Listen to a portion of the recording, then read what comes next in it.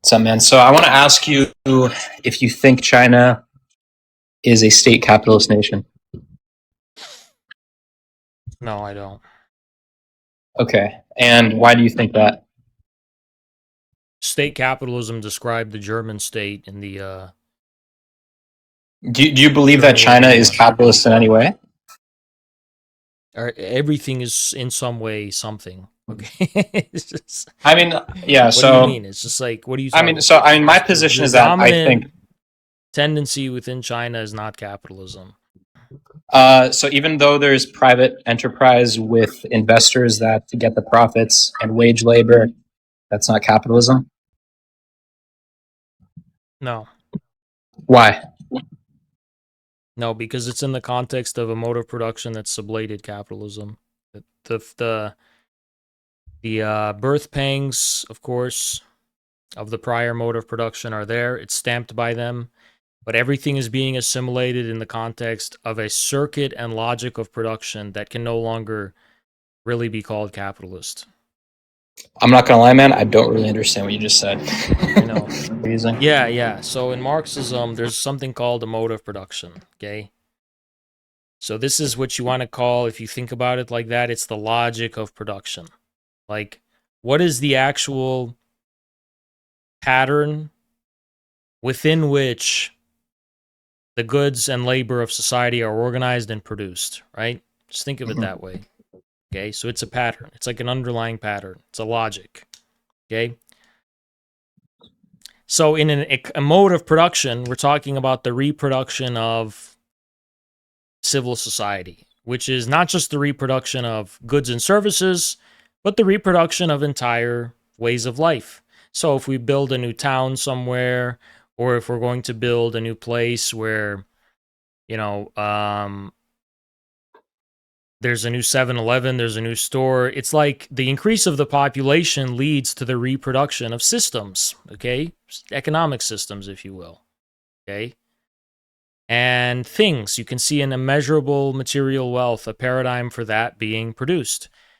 You have an existing population. How do they reproduce their existence? Because we don't just survive from nature. And then with the expansion of population, you even see a more evident reproduction of the logic of production, right? So there's an underlying mode or logic of production of how human beings make the life that they have. And this is at an aggregate level because there's a division of labor where we're all interdependent. So what do you do for work? I'm a software engineer. Okay. So kind of a useless job, if you ask me. But let's pretend you were doing something that mattered. Like, let's say you were a plumber or something, or let's say you were like a... Make pizza? Yeah, pizza maker, sure. So if you were a pizza maker, you're not... All your ingredients and the machinery that you use to bake the pizza and the boxes that you use to put it inside, there's a whole complex division of labor. You're just one part of it. Mm-hmm. Understand? So even for there to be the finished product that you have, there's this supply chain, right?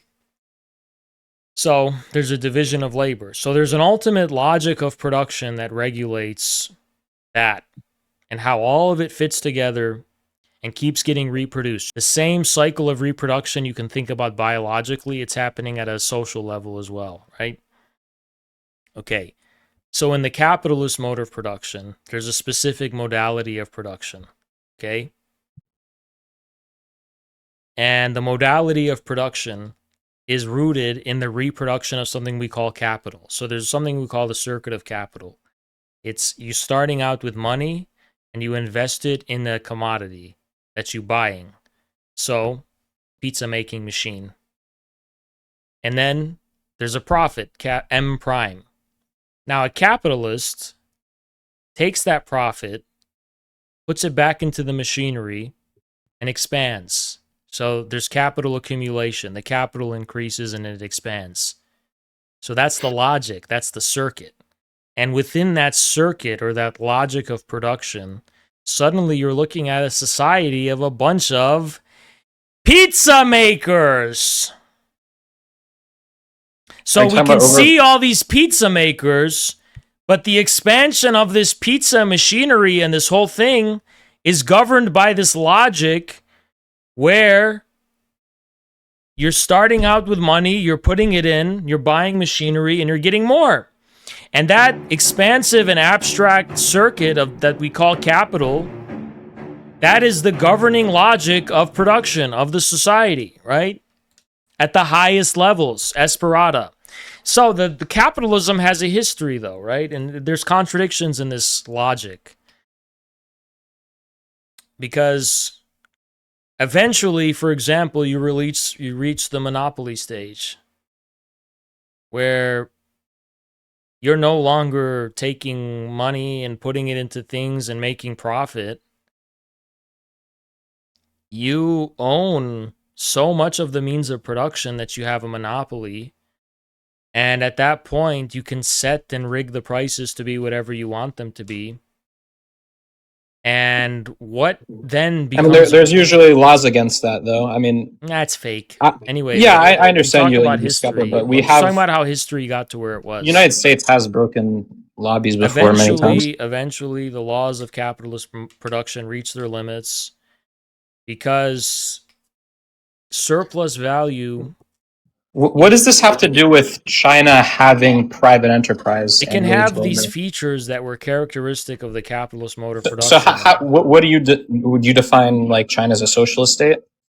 Well, let's look at its mode of production. Look at the ultimate governing logic of the society. And you're going to see a society that is ultimately rooted in subordinating the capitalist mode of production to a higher mode of production. Well, that's just called socialism. The capitalist mode of production gets assimilated into a higher form of production, which is rooted in planning, rational planning, and concrete... So you're saying a socialist goals, state? Concrete goals that are rooted in the intentional, rational reproduction of society based on planning. And the capitalist mode of production is not annihilated, but it is subordinated to a higher modality of production. So in the early stages of capitalism, it was the same relation to feudalism. Capitalism first took on a feudal form. I don't know if you know that, but it took the form, it subordinated feudalism. And it looks like, well, this is just feudalism. This isn't capitalism. In reality, capitalism is emerging out of a feudal mode of production through feudalism. It's assimilating feudalism and subordinating it to a higher logic. The same thing happens in the transition of capitalism to socialism. And it can only happen when you have a proletarian dictatorship, which is unleashing the fetters on the evolution and development of the mode of production. And that can't be something you wait for with evolution, as the reformists say. So can I say something? It requires a revolution. Before people call me a Kautskyite or something because they don't know what they're talking about. Go ahead. Okay, so you're saying that China does. You do agree that that China uses capitalist mechanics? Yeah, but you can't call it capitalism because now capitalism's been because it serves a higher mode of production. Not just serves, but it's subordinated to a new logic. It's no longer the commanding logic of production. It's just part of a bigger logic now. Like, do you think Marx would say, like, yeah, this is okay, we can have wage labor? He wouldn't say it's okay. He would probably say this is an example of how objectively one mode of production is shifting into a new one. To me, it just seems like Marx said that's how it happens. He already made it clear that the new society is going to be stamped with the birth pangs of the old, right? Yeah. So, arguments I've heard before, I don't know if this is similar to what you're saying, but that this is the building phase, and that it's still, and because it's in service of communism, it's still a socialist state. Is that kind of what you're saying, or no? No, I'm not talking about utilitarianism. I'm literally talking about how the way capitalism is overcome is through capitalism, not outside of it. Eventually, capitalism reaches its own contradictions, lead to the socialist mode of production. Yeah, I mean, so do you think that China will eventually not have these capitalist dynamics? Yeah, probably, yeah. But the whole world. At what point? Because it's been what 50 years since they opened up. I would say after the overthrow of U.S. super imperialism. When the dollar dies, the whole world, there's going to be a world revolution. Everything will change. Yeah, I mean, to me, look, to me, it just seems like the definition of what capitalism is has been shifted. The goalposts have been shifted. No, it hasn't. I feel like it has because No, this, like, you're talking about not because really. it's in service. Not really. Can I speak? Go ahead. Thanks. You're just saying because it's in service of a few. I feel like it's kind of in the same vein of I'm like not the saying in argument I said service, before. though. That's not what I'm saying. You're just not You're listening to saying me. because You're just not there's listening like to what I'm saying. That's okay. okay, all right. Can you No, do? you're Would you not like listening to to what I'm restate saying. it? Not listening. I tried to Okay. explain what the logic of production means and how it's subordinated to a different or more comprehensive logic of production, and that therefore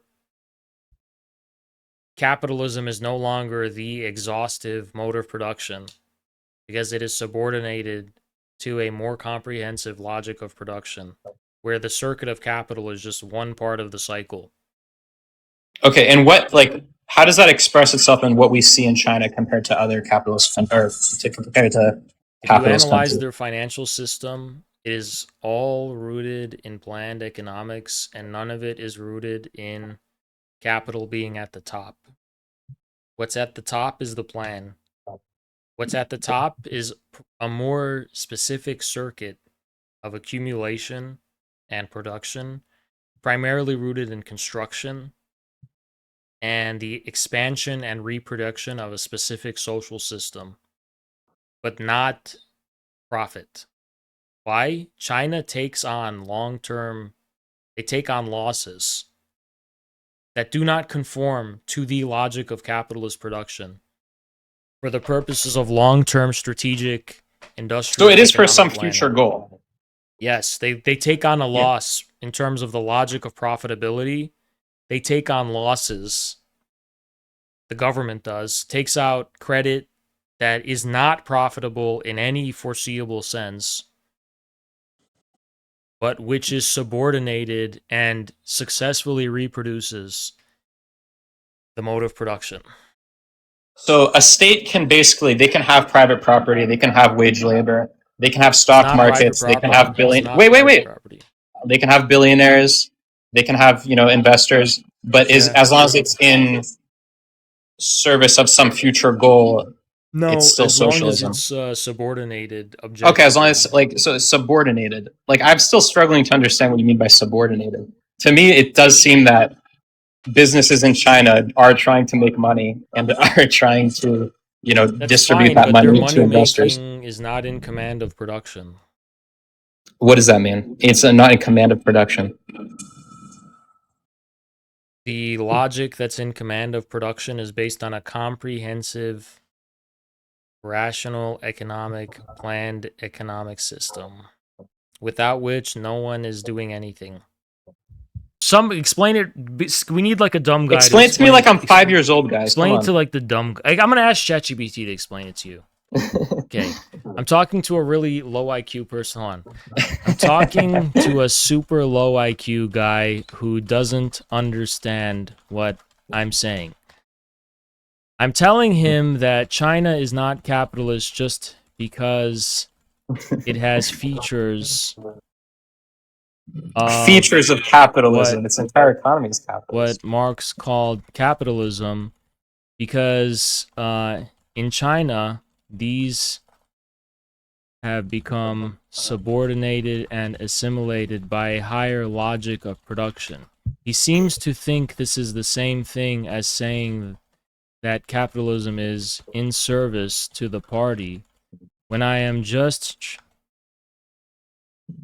political goals, when I am just trying to say that it has been assimilated and sublated by a higher or more comprehensive logic of production.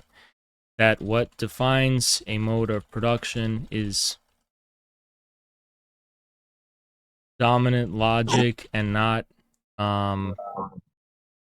simply the features you find in it.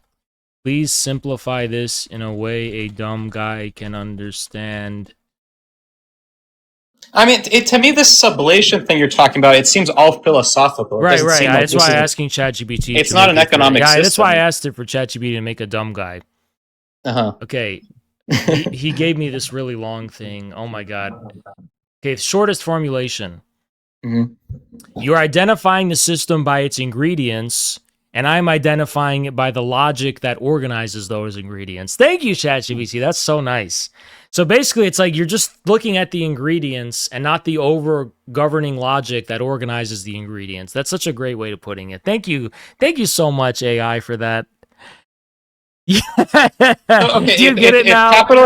If capitalism is sublated by socialism. So the system is the thing that organizes the ingredients. It's not strictly the ingredients themselves. You take the ingredients in isolation. Why does China still suffer from like a real estate bubble if socialism sublates capitalism? I'll type it into ChatGPT to help you understand for a dumb guy. So I mean, can you answer He's that? now asking the question which Marx understood, which is why archaic forms from a prior or outmoded mode of production can still persist even if they are assimilated by a newer or more comprehensive or higher governing logic. Can you likewise dumb it down and simplify it to him in a way that a dumb guy can understand? Don't make it too long.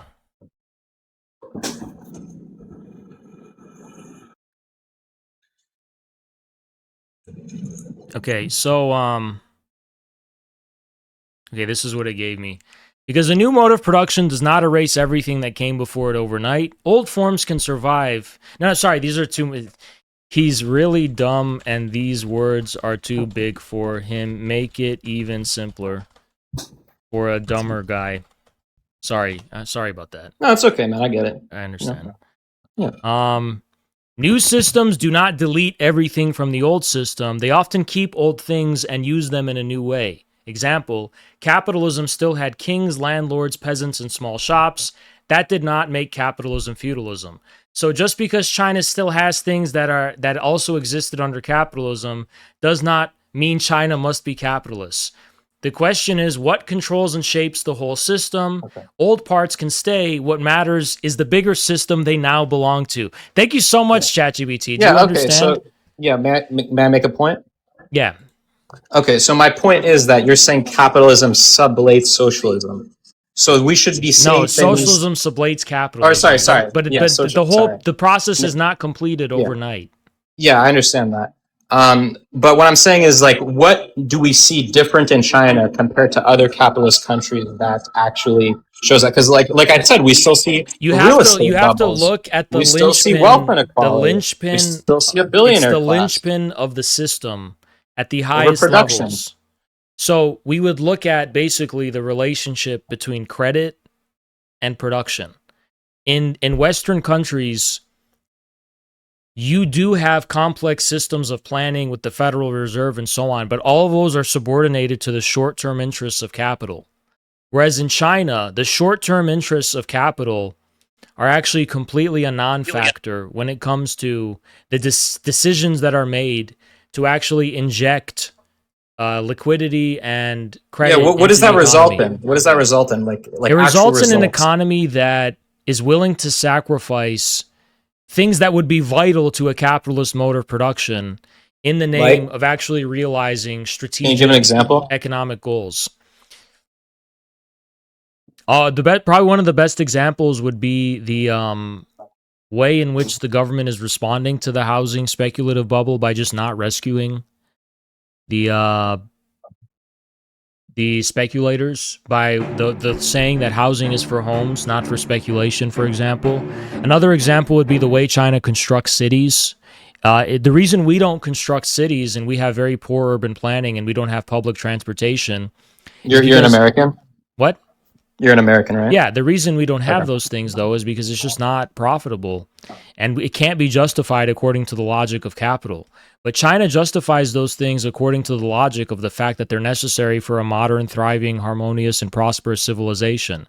So they do these things, and while they're economical about them and they're not just wasting, they still do it even if it comes at the expense of short-term profits. And the principle of profit making is of secondary significance after that. So it's a really different logic of production that's going on. So you're saying because the government does things that aren't profitable, that's no, one of the I'm not things? saying because of the government. I think the whole driving logic of the Chinese economy, the thing that actually drives it and sets in motion competition and all the things that you would characterize as capitalist, begin with strategic initiatives pursued by the state. Listen, you can't focus so much on the ingredients. You have to focus on the thing that's Are the organizing ingredients not the most important part of a meal? No, the thing that organizes them is. You don't think that like the patty No, and ingredients exist in the wild. The only reason you have a meal is because you organize them in a certain way. Oh, you mean like cooking? Yeah. So Okay, look, yeah, that's a different analogy than what I was thinking. yeah. So basically, like, you need to understand that in China they don't. The production is not organized or dominated according to the consideration or along the lines of the interests of capital. It's just capital is just not in command. What's in command is a long-term strategic vision for how to build a harmonious and prosperous society. And while that you could maybe break that down somehow into a new mode of production, like beyond that qualitative goal, because there's quantitative and qualitative goals, right? But even if you would look at it at that level, you have something interesting going on that doesn't conform to what Marx described as a capitalist mode of production. It's more like a social metabolism being reproduced as a consequence of a specific relationship between the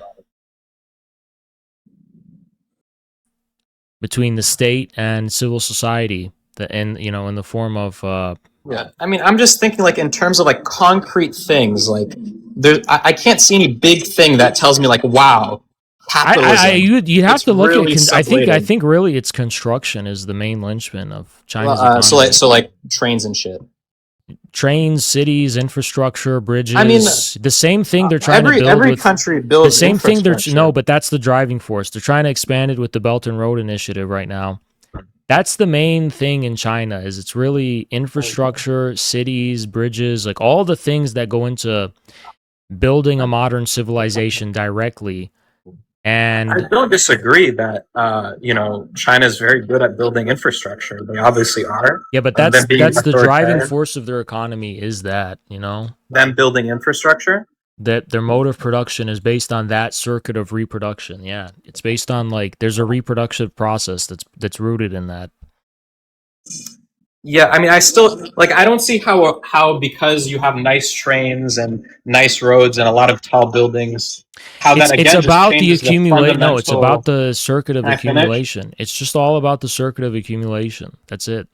Yeah, I mean, I feel to me and I'm not trying to be mean or anything. Like, it seems like you're using these words, sublation, circular of accumulation. Okay, forget about the fucking word sublation. You're so fixated on it because you don't. I mean, that's you're insecure that you don't understand it. So just forget about it. I'm not insecure about it. I mean, look. I'll ask ChatGPT to make it dumb for you, all right? I'd like to argue. Trying to explain to this guy what a circuit of reproduction is and how actual defines a mode of production, but these words are too big for him. Do not use big words or a lot of words. Make it simple and use dumb guy analogies. I'm asking ChatGPT to help you. Just one second. Thank you. I mean, I don't really trust those. Okay, use loop. Hold on, he's saying use loop. So think of it like a game loop. You work, stuff gets made, stuff gets sold, money gets used to hire people, make more stuff, everyone does it again. That repeating loop is what keeps the whole system alive. So you don't define a system by one thing inside it. You define by how the whole thing keeps making itself again and again. A car has screws in it. A chair has screws too. That doesn't make a car a chair. Same thing here. Having markets or private companies does not by itself tell you the whole system. Bro, that's so clutch. I love AI. Thank you, data centers. Thank you, everything. Thank you, data centers. So you're saying because everything's building more data centers, we need them. Everything's in service of expanding infrastructure, and because of that, because it's not in service of, I guess, profit, you're saying it's still socialism. Is that somewhere close? Kind of. Kind of. What did I get wrong?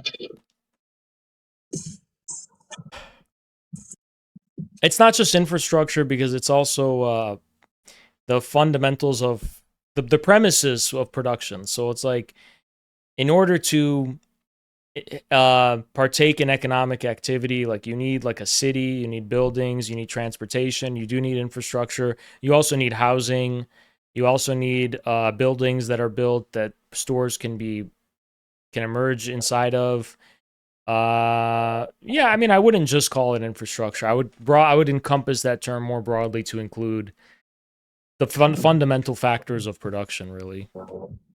Yeah, I mean, I guess Fundamental factors of production, really, Yeah, again, like I don't see the connection. I feel like it's an excuse that, China needs to be socialist. They need to be an example of a successful socialist state. So we say, oh, it's in service of, the circular mode of production. Dude, I don't know what to tell you, man. All right, I'm gonna ask ChatGPT again for another thing. He is really dumb, and hey, he man. keeps interpreting or representing. Us liberals, man. We give you a job, man. You should be nice to us. Who? You should be nice to us, liberals. We give you a job. You have to talk to us. You make money talking to us. Okay, hold on. He keeps interpreting or representing China as in too much of a normative way. Like, he's saying, you're just saying that it's okay for there to be capitalism because it's service to socialism. When in reality, I am not trying to convey a normative judgment, but an objective analysis of how modes of production actually do transition. It's too caught up in the normative and moral dimension. Please, in a simple, short way for a dumb guy, using dumb guy analogies. Once again, don't make it long. Explain why this norm factor is not relevant to what I'm saying. So 1 second, it's cooking. All right. Yeah. You have thinking on. So you keep turning this into is capitalism good or bad? It's not what I'm talking about. I'm talking about what the system is and how it works. If a wolf eats a rabbit, saying the rabbit became part of the wolf doesn't mean I think eating rabbits is morally good. Same thing here. Saying older capitalist forms can be absorbed by a new system is not saying capitalism is okay because socialism uses it. It's just describing what happened to those forms and what system they now belong to. So thank you, ChatGPT. Once you're putting it brilliantly, ChatGPT. That kind of just re-say what you're ever saying. That a chair and a car are not the same. Just because, again, I love the AI that it gave me these examples. I would have never came up with them. AI is very smart for sure. Smarter than TikTok live streamers probably. Honestly, I gotta give it. Like, I could not simplify this in that way. Yeah. The chair example was so nice. It's gonna rule the world, man. The chair example was so I'm so grateful for that. I would have liked, whatever. Anyways, again, like I'm struggling to find the connection. Like, it's still capital. It's still private enterprise. I mean, I know I sound like a fucking broken record responding here. By saying it's still capital and it's still private property. Like that's still, you can't have you can't again, I'm gonna say your favorite word. Help this guy. I don't understand you can sublate wage labor while still having wage labor. And make it very simple for him and extremely lucidly clear, but make it short and simple and use analogies for dumb guys. Dude, I understand what you're saying. I'm just looking for the connection, man. I'm trying to explain. Yes, it can still be private property. It can still be capital. That is not the argument. A brick is still a brick, whether it is inside a house, a prison, or a church. But the brick does not tell you what the whole building is. Same thing here. Private property existing inside of a system doesn't automatically tell you what the whole system is. The question is, what larger system controls how that property is used, grows, and reproduces itself. You're naming the brick. I'm talking about the building. Mic drop. What a crazy Again, response. we're just reframing the definition of every economic system. We're reframing socialism. You know what, dude? I've like you owe me $50 because I fucking like have given you crazy levels of patience and education. Like I don't want to fucking hear this anymore.